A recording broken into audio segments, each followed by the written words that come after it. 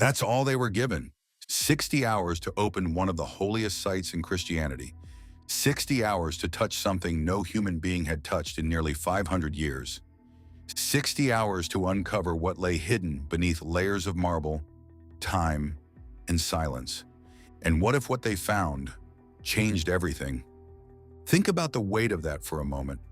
We're talking about a place that receives millions of pilgrims every year. A place that has inspired wars, crusades, masterpieces, poetry, sacrifice, and conversion for nearly 20 uninterrupted centuries. A place entire civilizations consider the spiritual center of the world. And for almost 500 years, no one dared to touch the stone at the heart of it all. Why? Because the risk was too great. The risk of finding nothing. The risk of finding something no one knew how to interpret. The risk of disturbing what faith had preserved so carefully for so long. But in 2016, science and faith made an unlikely agreement. And what happened next became history. The Church of the Holy Sepulchre in Jerusalem guards a secret that stretches back 2,000 years. Inside, surrounded by candles, whispered prayers, and uninterrupted devotion, stands a shrine that the earliest Christian tradition identifies as the tomb of Jesus of Nazareth.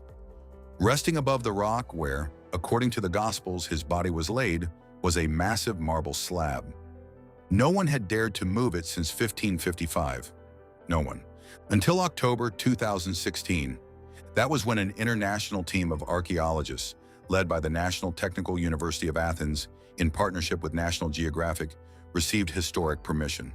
They were given a narrow window of time to attempt the unthinkable: remove the slab, examine what lay beneath, and restore everything before religious ceremonies resumed.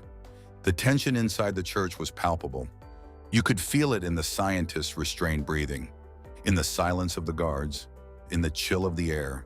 Every second carried weight. Every movement was measured. Cameras recorded everything.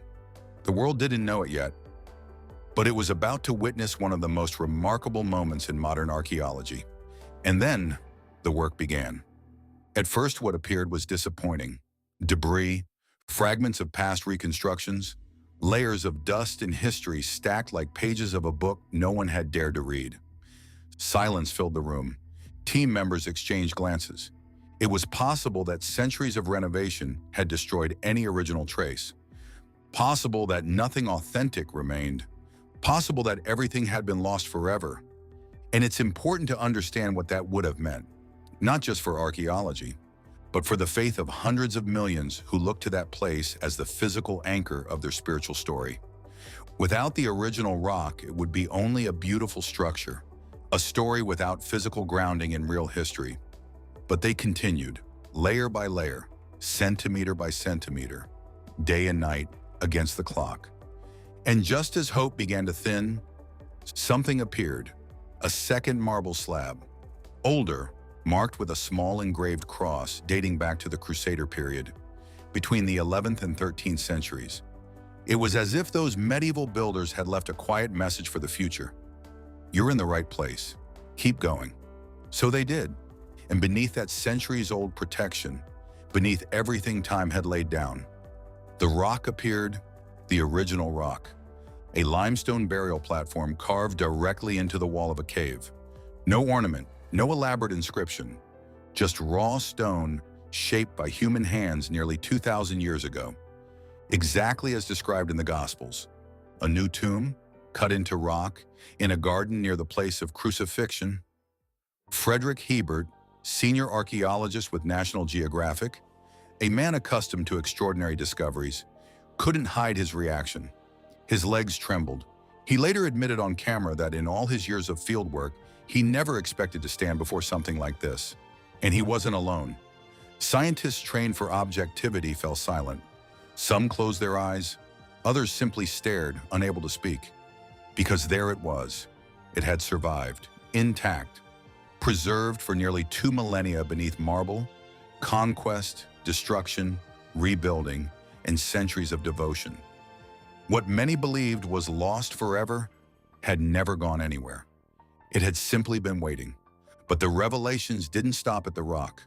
Archaeobotanical analysis of the surrounding area identified traces of an ancient garden dating back to the 1st century, the approximate time of Jesus' death. Olive roots, vine remains, cultivated soil, exactly what the Gospel of John describes when it mentions a garden at the site of crucifixion and burial. Pause for a moment and let that sink in. For centuries, many scholars treated that detail as poetic imagery, a literary flourish rather than a physical reality. And then archaeology stepped in and said, the garden was real. It was there. The roots are still there. There's something profoundly moving about that, not only for people of faith, but for anyone who believes truth can endure. That real history does not vanish completely. That beneath layers of neglect and destruction, facts remain silent, waiting for those patient enough to uncover them. Further excavations also identified multiple rock-cut tombs in the same area, confirming that the site functioned as a Jewish burial ground outside Jerusalem's original city walls, consistent with first-century burial law. According to Jewish tradition at the time, burials could not occur inside the city, and this location was outside. But there's another detail few people know, and it may be the most fascinating of all. Before it was a garden, before it was a cemetery, it was a quarry. An abandoned quarry filled with stones considered unsuitable for construction. Outside the walls, away from the center, a discarded place. And it is precisely in places like that, ignored by power, forgotten by maps, that history sometimes changes forever. Science does not prove miracles. That has never been its role. But what it can do, remarkably, is confirm historical scenarios with a precision that would be nearly impossible to fabricate. An abandoned quarry that became a garden that became a cemetery outside the city walls, a tomb carved into rock, continuous veneration from the earliest centuries of Christianity through Roman emperors, medieval crusaders, and modern pilgrims. Every layer tells part of the story, and they all point to the same place. The history of the church itself is nearly as compelling as what it contains. In the 4th century, after his conversion to Christianity, Emperor Constantine ordered a monumental basilica built over the site identified by Jerusalem's Christians as the tomb of Jesus. To do so, a pagan temple constructed by Emperor Hadrian in the 2nd century had to be demolished, possibly built there to suppress Christian memory of the site. But in a twist of history, by building over it, Hadrian may have unintentionally preserved the very rock he meant to erase. History can be ironic like that. Destruction followed. In the early 11th century, the Fatimid Caliph al-Hakim bi-Amr Allah ordered the basilica largely destroyed. The Crusaders rebuilt it, fires damaged it, earthquakes shook it, and centuries of tension between the Christian communities who share custody of the site made even urgent repairs difficult at times. And yet, beneath it all, the rock remained.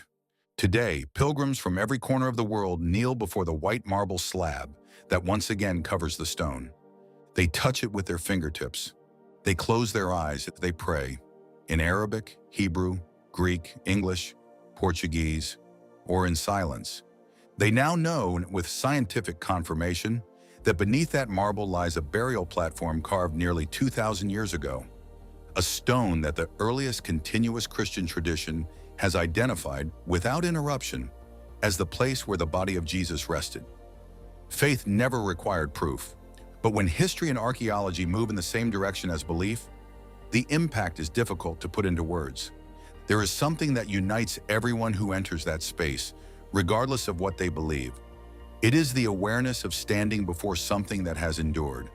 Wars, empires, rival religions, earthquakes, fires, centuries of neglect, and centuries of overwhelming attention. Nothing erased that stone, and perhaps that, more than any scientific analysis, is what makes this place unique. What does this place mean to you? Whether you are devout, curious, skeptical, or simply fascinated by history, we are talking about one of the most extraordinary, debated, and symbolically charged archaeological sites in human civilization. And the discoveries are not over. New technologies are being applied to the walls, the soil, and the surrounding structures. Ground-penetrating radar, isotopic analysis, thermoluminescence dating. Each scientific advance has the potential to reveal yet another layer of what truly happened in that place, in that garden, on that stone. If this story sparks something in you, curiosity, emotion, faith, or simply the love of discovery, share it with someone who is fascinated by history, biblical mysteries, or archaeology.